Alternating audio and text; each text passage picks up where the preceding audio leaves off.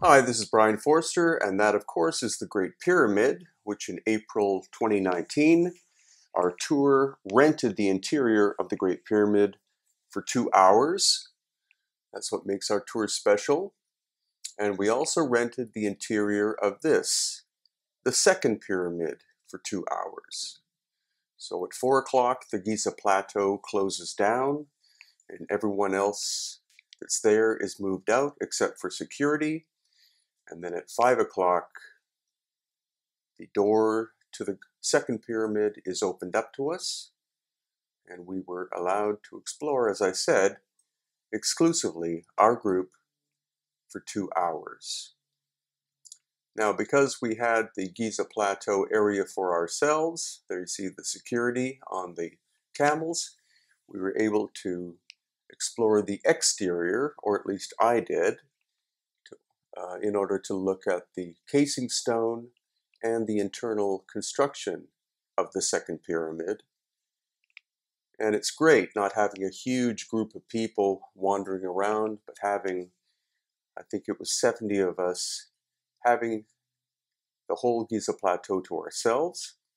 Here you see the granite casing stone on the second pyramid, which is different from the Great Pyramid because the Great Pyramid was completely cased with Tura limestone. And there's some anomalies and things that I was able to observe because, again, we had the entire Giza Plateau to ourselves for a couple of hours. So here again, you can see some sections of the casing stone. And here is our happy group with the door opened, entering inside of the second pyramid. The internal arrangement in terms of hallways, etc., of the second pyramid are completely different from the Great Pyramid, and the same can be said for the third pyramid as well. Look at the joy on their faces. So while they were inside, I was inspecting, as I said, the exterior. Here you can see two pieces of the granite casing stone still in place.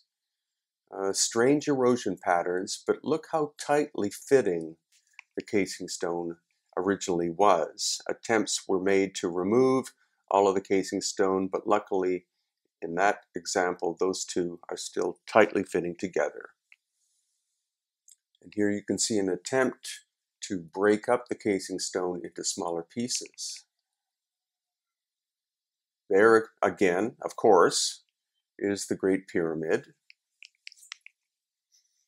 And now I'm going to veer to the left and inspect the wall because the area around the second pyramid had to be flattened before the construction of the second pyramid. This is where you can see very large blocks of limestone were removed, probably for the construction of the second pyramid.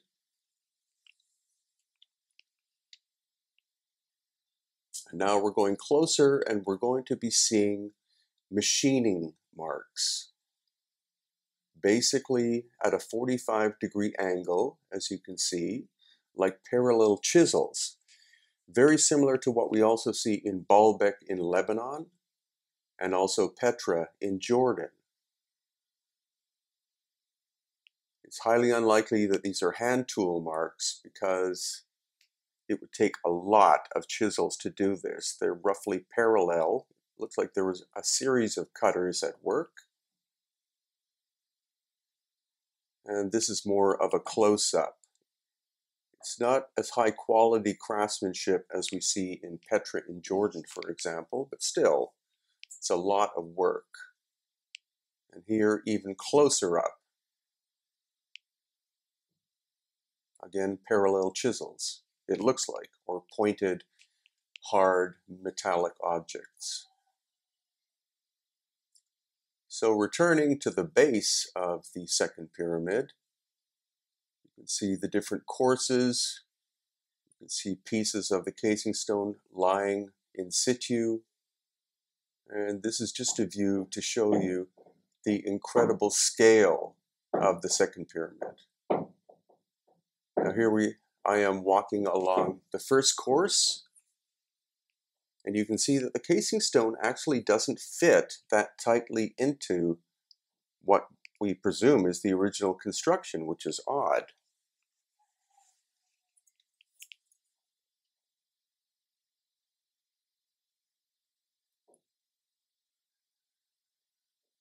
And now we are inside. This is the Descending Passageway. And as I climb up it, one of our guests is about to pass me. And this is looking down from the top. And now a long horizontal hallway.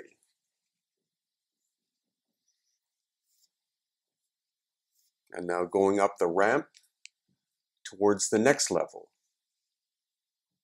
You can walk perfectly upright in the second pyramid, which is different from the Great Pyramid. In terms of the Great Pyramid, the Grand Gallery, you can walk totally upright because it's about 20 feet tall to get to the ceiling.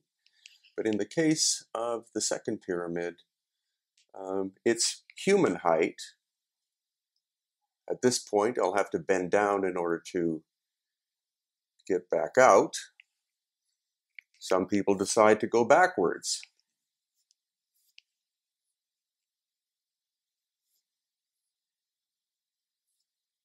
And then finally, this is me looking left at a ramp going down to another level inside the second pyramid, which you may not have known about. And then walking along and going back up out of the entrance, inspecting a large block of granite here on the side. And back out again. So if you'd like to join us, we're going back in March of 2020. I honestly think this is one of the finest tours of Egypt offered by anyone. And it's not simply because I'm part of it, it's because it's a very high quality tour. Lots of exclusive locations we get to visit, as well as the obvious ones like the Giza Plateau.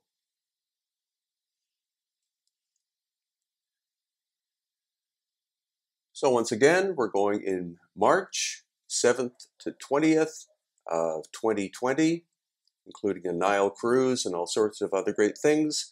Right afterwards, we're going to be exploring lost ancient high technology and metaphysics of Israel. In September 2019, we're going to Turkey, and that tour is now sold out. And in India, in January 2020, most likely the only time I'll ever visit, but I have to see it once. And I have several books at Amazon, including this one, Lost Ancient Technology of Egypt, Volume 2.